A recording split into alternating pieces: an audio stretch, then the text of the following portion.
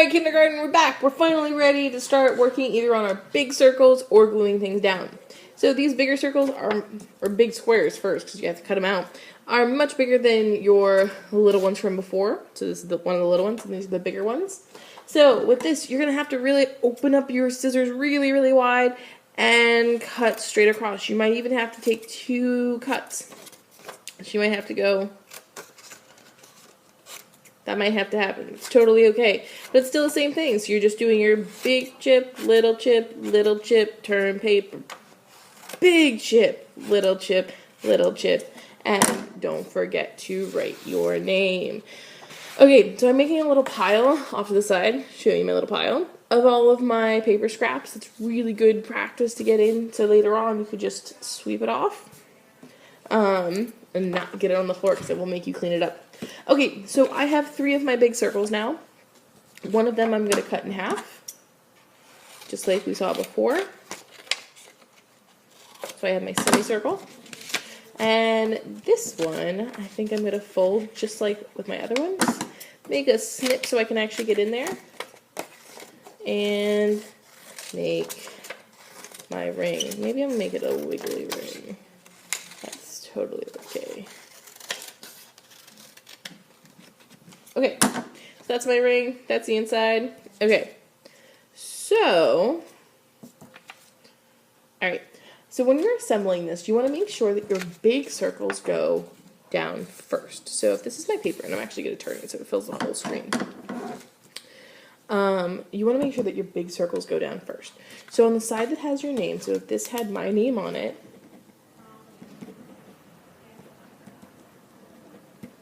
K and grade, I'm going to put glue on this side. So I'm going to open it up and make sure that my glue doesn't have any glue on the top. And then I'm going to do dot, dot, not a lot. Dot, dot, not a lot. Was that a lot of glue? No. So I'm going to just pick it up here so you guys can actually see. Not that much glue. And that just got wet. So I'm going to flip it over. And I'm not going to smack my paper. I'm just going to lightly press down. Pressing down, pressing down. Okay. So that is all down. So now what I'm going to do is I'm going to take one of my semicircles. I'm going to flip it over on the side that has my name and my class code. And I'm going to do the same thing. I'm going to go do dot, dot, not a lot. Dot, dot, not a lot. Okay, so I have those dots. Now I'm going to flip it over. And I'm going to put it on top of the other one. So now I have half of it red and half of it green. Okay, and I see the colors doing some weird stuff. Make it a little bit darker so you guys can see. Okay, so I have that. And then maybe I want to put my ring around the edge. So I'm going to flip it over. And I'm going to do the same thing, doing dot, dot, not a lot. And then I'm going to flip that over. And I'm going to put my ring around my circle. And am I smacking my paper? No, I'm not smacking it up. So before I glue down any of my little circles, I want to make sure that all of the pieces that I'm actually going to use on my picture that are big, I include. So maybe I want to put this one down there on the edge of my paper. So doing my dot, dot, not a lot. And maybe I want this one to go down here. So what we're going to work on now with our little circles is we're going to work on overlapping.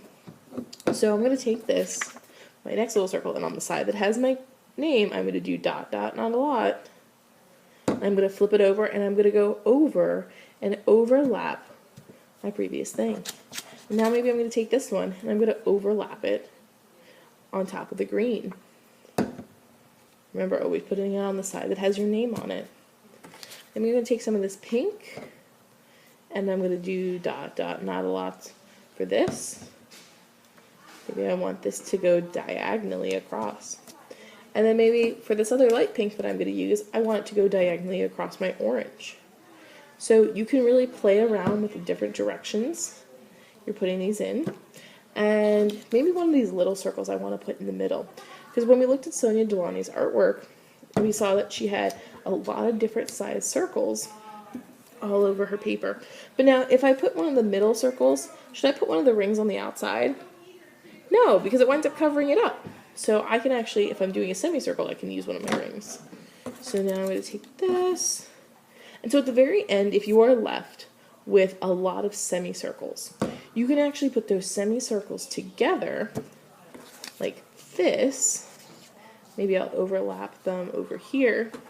I can actually take my semicircles and I can put them together to make a new circle. And then I can take this. So I can wind up using all of my circles somewhere in my artwork. So you see how I made that work? And I have them overlapping so they're ones that are touching each other. They're not just over here floating off in space. Did you guys see this? Okay, so this is what our final product is going to look like. Make sure that everything is glued down. And after you've glued it all down, you're going to flip your artwork over, and with a white crayon, you're going to write your name, and guess what else? Your class code on the back of your paper. And at this point, you can put your artwork on the drying rack because you are done. Any other questions? Let me know.